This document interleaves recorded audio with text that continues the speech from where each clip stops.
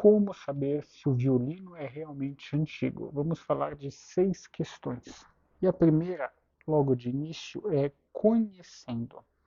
Não esperem que ao longo de um pequeno vídeo eu consiga, ou qualquer ser humano consiga passar para vocês é, substância suficiente, conhecimento suficiente para você saber se um instrumento é realmente antigo ou não. Então a primeira questão é conhecendo. Como que se consegue conhecimento profundo? Estudando ao longo de uma vida. Tá? Por que eu digo que essa questão é extremamente complexa? Há algum tempo atrás, eu li uma matéria de um quadro que foi leiloado por uma casa de leilões, salvo engano, em Londres.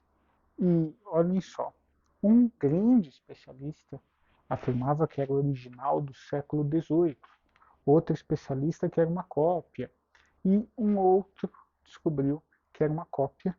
Porém, quem falsificou tirou elementos de um quadro que não tinha importância do século XVIII, alguma coisa assim, pó, e jogou ali. Então, nas análises químicas, dava que tinha elementos antigos do século XVIII, mas o quadro não era, era uma falsificação. Então, é muito complexa essa questão. Tá? Então, primeira é conhecendo, é estudando muito. Tá? E eu pretendo que esse vídeo sirva de base para subsidiar o conhecimento de vocês em relação a isso, tá bom? Conhecer, e aqui eu vou tentar passar algumas bases. E a primeira é essa: não tem forma, veja isso. Não. É claro que ajuda, mas não é somente isso, tá bom? Antes de eu entrar na segunda questão, recados rápidos.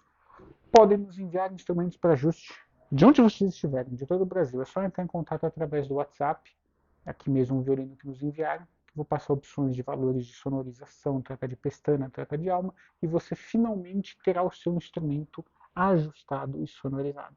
E será um grande prazer atender vocês. Muita gente pensa que é caro. Não, é um valor justo. Vocês podem entrar em contato que eu passo valores e parcelo para vocês, tá bom? No cartão de crédito. Voltando aqui. É, segunda maneira de você ter uma aferição melhor. Fornecedores de qualidade, sabe? Se você tem hoje aqui no ateliê, eu forneço para vocês ajuste, sonorização, tenho as peças para ajuste, mas não vendo mais instrumentos, né?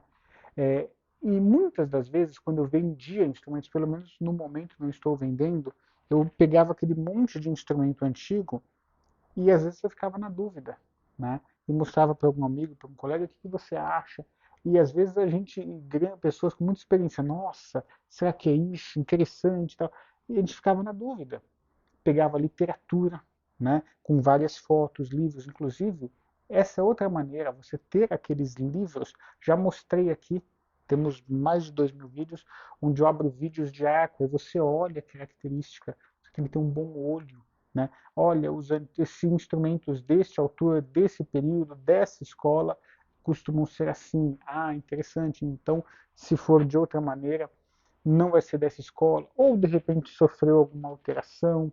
Há diversas hipóteses, tá? Então, fornecedores de qualidade te ajudam. Se você comprou um instrumento que você achou num porão, a pessoa não sabe o que está te vendendo, então dificilmente vai conseguir te dar alguma procedência. Agora, fornecedores de qualidade, né? Aí você consegue de fato saber se é ou não. Não é simplesmente comercializar. Muitas das vezes, quem comercializa está na boa intenção, mas não conhece. Entenderam? Não é uma coisa assim tão simples, né?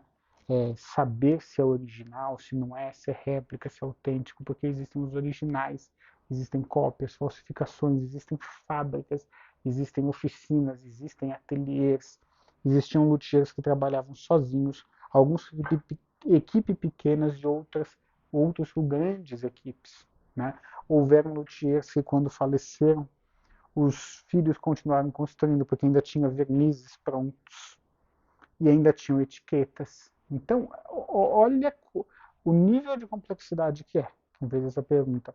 Como reconhecer esse instrumento antigo? Tá? Agora, independente disso ou não, a gente precisa fazer ajustes e restauros. Eu estou sempre à disposição para atender vocês. Então, o que você vai olhar também, a terceira questão aqui, é a oxidação do verniz. Por fora, oxidação, e por dentro, né? Aí não tem o verniz assim, mas por dentro. Um instrumento antigo não pode estar branco. A madeira, já expliquei aqui, é naturalmente clara. Então você olha, se o instrumento está novo por dentro, com cara de antigo por fora, é um indício, tá? É um indício. Porém, é óbvio que se alguém quiser fazer uma falsificação, a pessoa não vai deixar claro por dentro, pode escurecer também. Então isso é um ponto importante, tá? Agora, antes da gente continuar para a quarta questão, que é um bom indício, pense assim, muitas pessoas fazem réplicas e vendem como réplicas. Isso não há nenhum problema. Existem grandes obras de arte que eu gostaria de possuir, né, grandes quadros, afrescos. Um deles é um afresco de Gualdesino Ferrara, que é uma das primeiras aparições com instrumento de arco, salvo erro, de 1693. Né? Peça linda, eu não conseguiria ter, é impossível. Nem que tivesse o dinheiro você consegue comprar. Então você tem uma réplica. E não tem nenhum problema. Muitas das vezes a réplica paga royalties para o original. Muitas obras que você quiser replicar, você vai pagar royalties para o Museu do Louvre, por exemplo, e não tem nenhum problema. Então, por que eu estou fazendo isso daqui? Porque existem colegas que constroem réplicas. Né? E eu não estou dizendo que isso é falsificação. A falsificação está no ato da venda de um instrumento dizendo que é original sem ser. Entenderam? Não é nem o ato de fazer, é o ato da comercialização, da maneira como se comercializa.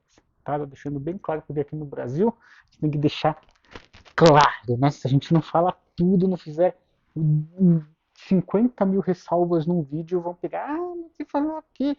E acredite, a convivência da loteria com os colegas não é nada fácil. O pessoal faz questão de tornar difícil. O músico que está acompanhando pode se assustar. Nossa, assim, infelizmente. Né? Se tiver algum colega assistindo e quiser comentar, fique à vontade, porque é isso, né, caros amigos. Quarta questão que vai ajudar, presta atenção. Embuchamento. Já expliquei o que é embuchamento aqui para vocês, né? Então, quando se afina muito, alarga-se os orifícios. A gente fecha e eles abrem outro menor. Então fica a marca do anel ali do embuchamento.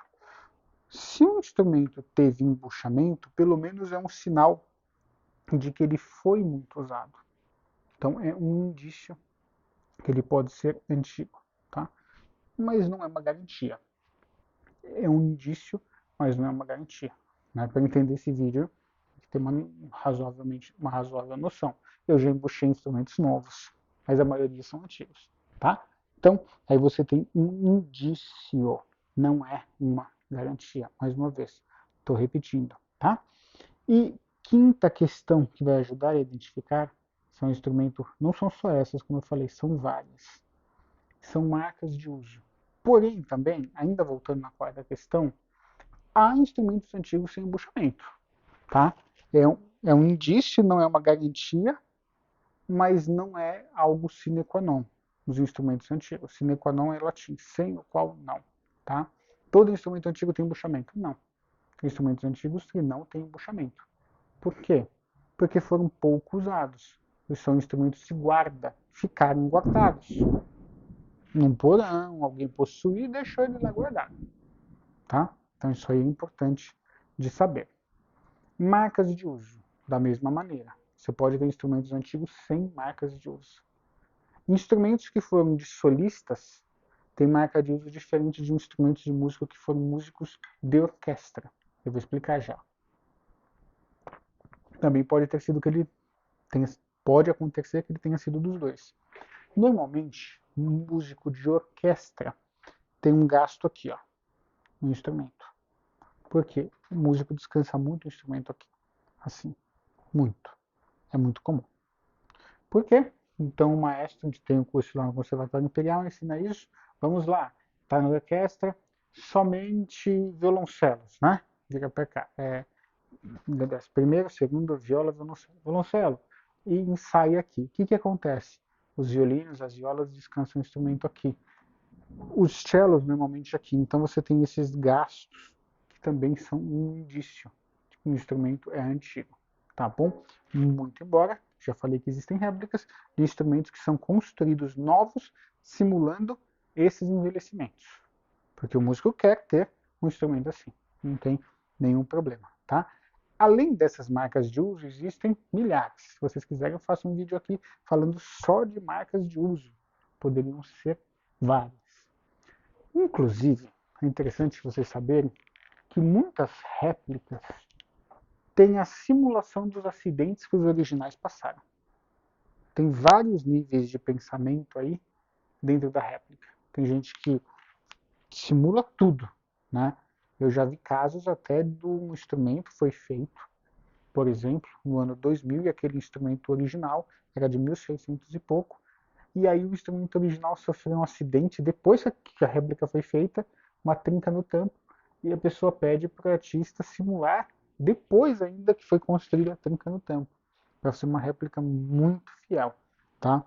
Então existem vários níveis de pensamento. Então estes são indícios de, para finalizar, sexta questão, aí é como um bônus aí para vocês, timbre maduro. Normalmente instrumentos antigos têm um timbre maduro. Já falamos, né? Que o instrumento leva algumas décadas para alcançar o pleno apogeu sonoro, e aqui vocês têm algumas delas, tá? Timbre maduro. Aí você tem que realmente ter sensibilidade, tocar e saber que é o timbre do instrumento, tá bom? Então falamos aí 6 coisas, assistam, reassistam, que tem bastante conteúdo. Para finalizar, independente de ser novo ou antigo, podem nos enviar instrumentos para ajuste, entrando em contato através do WhatsApp. Até breve.